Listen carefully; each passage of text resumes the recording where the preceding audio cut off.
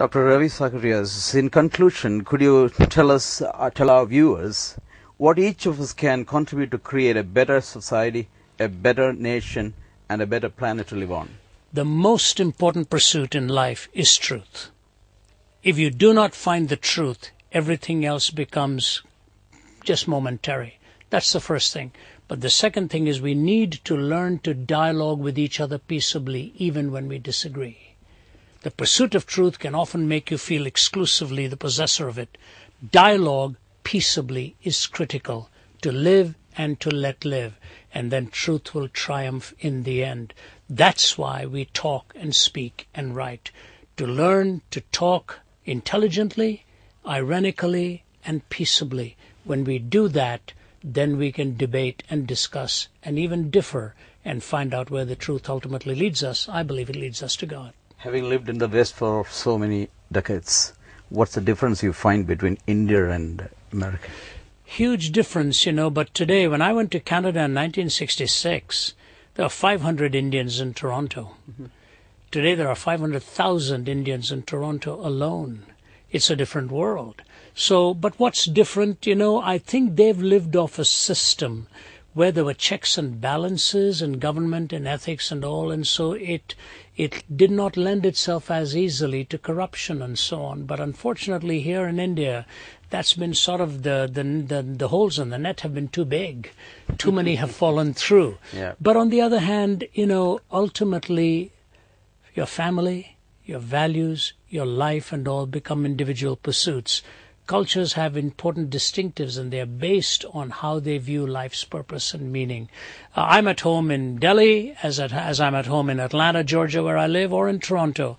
There are key differences, but the world is changing very fast with the intermix of different cultures. Since you mentioned family, don't you think there's a vast difference between Indian family system and in America? On the surface, not necessarily beneath the surface. It sounds very good to say that. I was born and raised in Delhi. My dad is from Kerala, Calicut. My mom was from Chennai. Yeah, outside was all smooth, very nice. But you uncover and you find out some of the same issues go on, but they're never made public. So there are vast similarities that will go unspoken. However, your point is well taken, and that is this. You're raised in a culture in India where you truly respect and revere the elderly and your parents. That is a value that's remarkable. I think that I hope we will never lose. So could you more elaborate on your book, Can Man Live Without God? It was the second book I wrote, in many ways the first. The first one was called A Shattered Visage, The Real Face of Atheism. But in 1993, Harvard University students got together and invited me to deliver a series of lectures. And the venue was the Harvard Law School. And they were dealing with Will Durant's question, our problem is not east or west, north or south, communism or capitalism, but can man live without God? So when they gave me that talk, I delivered 3 lectures on it. The last one brought in students, and they did an open forum and Q&A. This is a defining question of the hour, and I'll tell you why. The most difficult question to define today is what is good and what is evil. How do we define it? We use the terms, it's like a punctuation mark in our conversation all the time. Where do we get our definitions? What is the objective value? What is the absolute? It's like being at a street light, at a traffic light, and you're not sure if you're moving or the car next to you is moving. And all of a sudden, to make sure you're not moving, you apply your brakes. But you still look around and you're still not sure if you're moving or the other person is moving. You look to the road and see a tree or a lamppost, which doesn't move. And on the basis of that, you can determine whether you're moving or not. That's the absolute. That's the unchanging point of reference. God is the unchanging point of reference of human value and human worth, who tells us why we are here, what our destiny is, how to differentiate between good and evil, what love means, what virtue means, what beneficence means, what charity means. May I interrupt That's the book. you? Yeah. May I interrupt you, Dr. Ravi? Is truth relative, truth and morality relative? No. If truth and morality is relative, if all truth is relative, that statement is relative itself, which means it's not always true.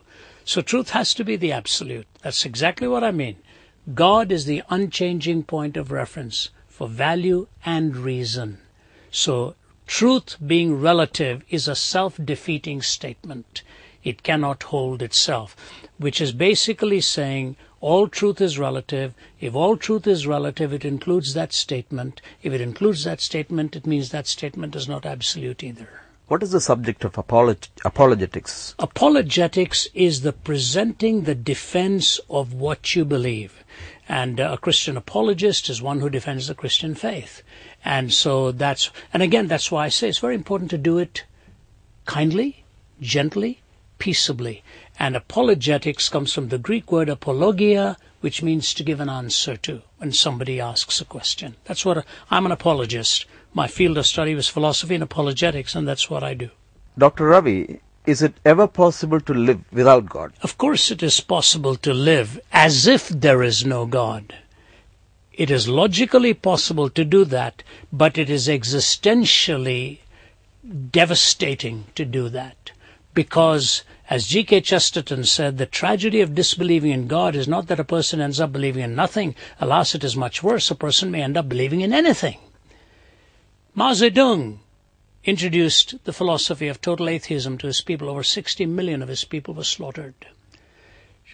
Joseph Stalin was a believer in God and became an atheist and took the lives of 15 million of his own people. You see, if you disavow the ultimate transcendent good person of God, you end up playing God. And if everybody ends up playing God, sooner or later the conflict will come and only the most violent person will be left standing at the end. Theoretically, yes. Consistently, no. How do you convince somebody? Thankfully, I don't do that. Convincing somebody of God's existence is God's power alone. But you can ask the right questions and go into right discussion to take away the barriers before a person as they ask the question. And I'll tell you what, Professor Abraham, everywhere we go globally, whether you're at Harvard or Princeton or Indonesia or Hong Kong, wherever, the place is packed to overflowing. Students' spiritual lives are barren. Businessmen and women want answers. Politicians want answers. So they come, they pack out auditoriums. I don't do the convincing. If I do, somebody else will come and convince them otherwise. I present arguments and reasonableness to belief in God, and I believe God does the changing of the heart.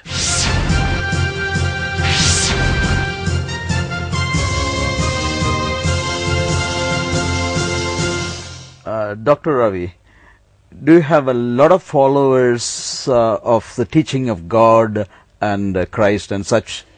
Yeah, the question is an important one and needs to be clearly understood. I don't want any personal followers. I'm not a guru. I'm not somebody to be treated that way. But if the question is in this teaching and in what we do, are there many who listen and write and get in touch with us? I'm on about 2,000 radio stations weekly all over the world, nearly 2,000 of them. And then with our books and CDs, and I have our team has about 20 frontline speakers. We have over 100 full-time people globally.